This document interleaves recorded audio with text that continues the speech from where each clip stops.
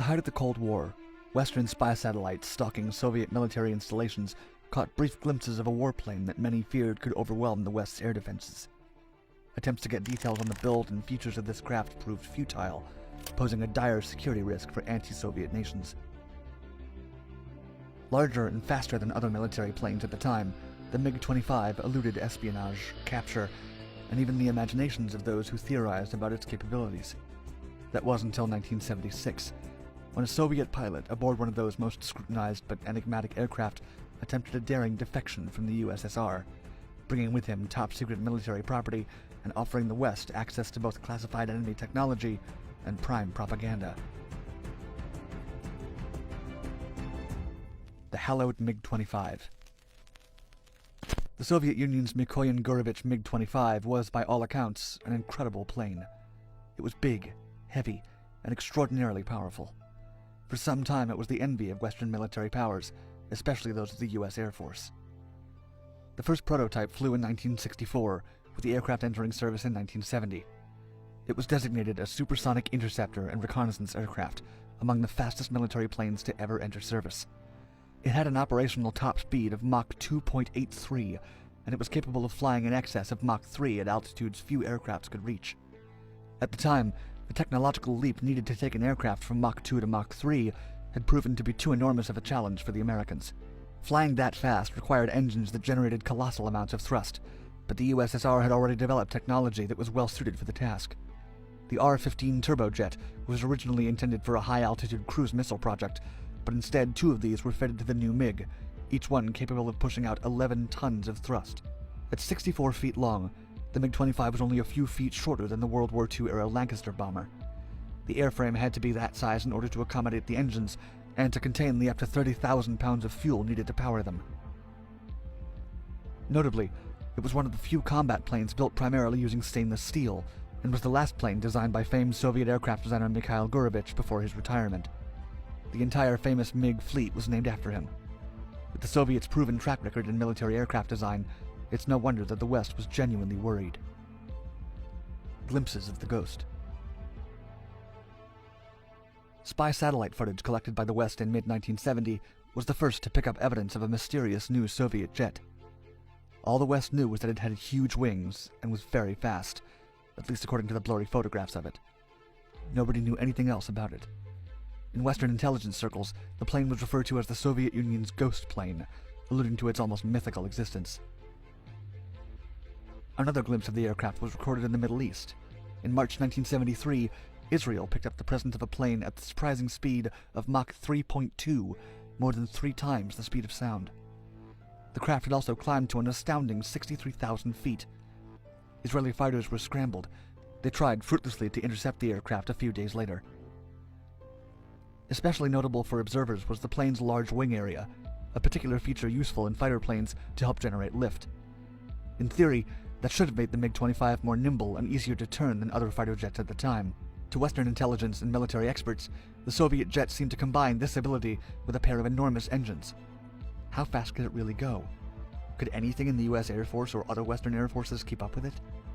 U.S. defense chiefs were so in the dark about the MiG's supposed capabilities that they codenamed the Soviet aircraft Foxbat, giving it both the letter F designation for fighter and the B designation for bomber. This was the most secretive aircraft project of the USSR up to that time, and competing powers were dying to unveil this Soviet secret. Enter Viktor Belenko. Back in the Soviet Union, fighter pilot Viktor Ivanovich Belenko was a very unhappy man. His home life was falling apart with a looming divorce. He'd also begun to question life in the Soviet system, which he saw as corrupt and not beneficial for ordinary citizens such as him. In despair, he started to think that defecting to the West might be his best option. While training to pilot the new MiG-25 with the Soviet Air Defense Forces, Belenko carefully crafted his plan. A training exercise for a squadron of MiG-25 pilots would take place at the Chugayevka Air Base in Primorsky Krai, near the far eastern Russian city of Vladivostok, on September 6, 1976. Japan was a mere 400 miles away. That day, Belenko had a full tank and a one-way route in mind. In mid-flight, Belenko broke formation and headed for Japan. In order to evade both Soviet and Japanese military radars, he flew just 100 feet above the sea. Once he was far enough into Japanese airspace, he took the MiG up to 20,000 feet so that it could be picked up by a Japanese radar. The Japanese did pick up the plane's presence via their radar system at Chitose Air Base near Sapporo, Hokkaido. The surprised Japanese tried to hail the unidentified aircraft, but Belenko's radio was tuned to the wrong frequencies. 2 Japanese F-4 Phantom fighters were sent up to intercept the mystery plane, but by then Belenko had dropped below the cloud cover. The mystery plane had disappeared from Japanese radar screens. Belenko makes a landing. The Soviet pilot spent the entire trip flying by educated guesswork based on his memory of maps he had studied before takeoff. His intention had been to fly the aircraft to the Chitose airbase, but he started running out of fuel and needed to land at the nearest available airport, Hakodate Airport on Japan's northern island of Hokkaido. He circled the plane over the airport twice and then attempted landing on the airport's concrete and asphalt runway. A drag chute was released in an attempt to slow it down, but unfortunately for him, the runway was not long enough. The jet plowed through hundreds of feet of soil before finally coming to a rest at the far end of the airport. The Japanese on the tarmac and in the control tower were stunned. In the distance was a large, hulking gray warplane with a distinct red star of the Soviet Union on its tail. It was the first MiG-25 stationed, visible, and accessible outside of the USSR. Belenko climbed out of the plane's cockpit and promptly fired 2 warning shots from his pistol. He didn't want anyone approaching his aircraft before he got off. Airport officials driving from the terminal reached him after a few minutes. He offered no resistance to the police who approached them. He did, however, ask the police to cover the plane with a canvas because it contained military secrets. Right then, the 29-year-old pilot announced he wanted to defect. The airport was closed to commercial traffic after Belenko landed. American military personnel were also on the scene almost immediately. The Soviet pilot spent the night at a secret location in the outskirts of Hakodate. The marooned MiG-25 was heavily guarded throughout the night by the police. Hakodate's normally quiet airport had suddenly become a hive of intelligence activity. The Japanese and Americans scramble.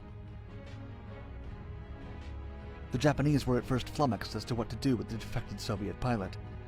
Japan's foreign ministry began consultation with the United States government at the request of Belenko, since he was seeking asylum in the United States. The Soviet Union was shocked by the defection, and its embassy in Tokyo asked the foreign ministry for permission to interview the pilot. The Japanese military replied that it would have to investigate the incident before making a decision. The Soviet embassy would later demand the immediate return of both plane and pilot. The Japanese politely refused either.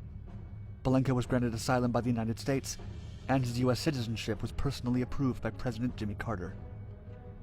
Myths of the MiG-25 debunked.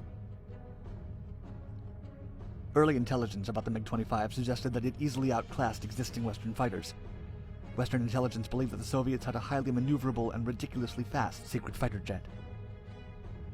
However, few of its shortcomings were known. The plane was impressive, but not nearly as functional as previously thought. Big and heavy, it wasn't particularly useful in combat. Its handling was considered quite poor, and its range limited due to rapid fuel consumption. The plane's speed turned out to be fast only when flown in a straight line. The MiG's turbojets generated thrust by sucking in air to help burn fuel. At any speed above 2,000 miles per hour, force of the air could overwhelm the fuel pumps.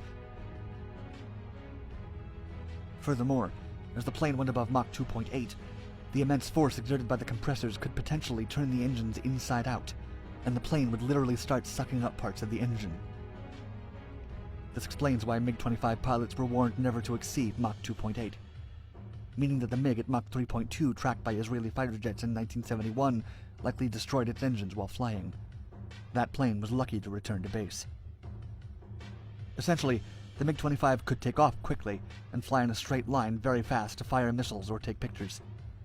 On the subject of mistaken military intelligence, U.S. editor of Flight Global, Stephen Trimble, said, quote, "They, meaning American military intelligence, knew it would be very fast, and also thought it would be very maneuverable.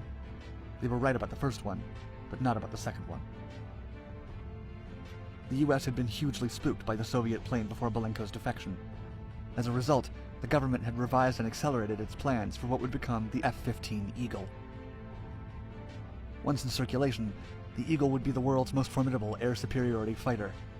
This American aviation accomplishment was mostly inspired by the imagined necessity to compete with a Soviet plane with extraordinary abilities that only really existed in the misinformed imagination of the intelligence community. As for that famous MiG-25, unsurprisingly, the Soviets demanded the return of Belenko's MiG-25. Once inspection of the aircraft concluded, the plane was partly reassembled and shipped back to the USSR in 30 crates. The Japanese then sent the Soviets a US $40,000 bill for shipping costs and for the damage Belenko caused when he landed the plane at Hakodate Airport. Yet pieces from the returned craft were missing. In retaliation to the bill and the partial return, the Soviet Union billed Japan US $10 million. To this day, neither bill has been paid.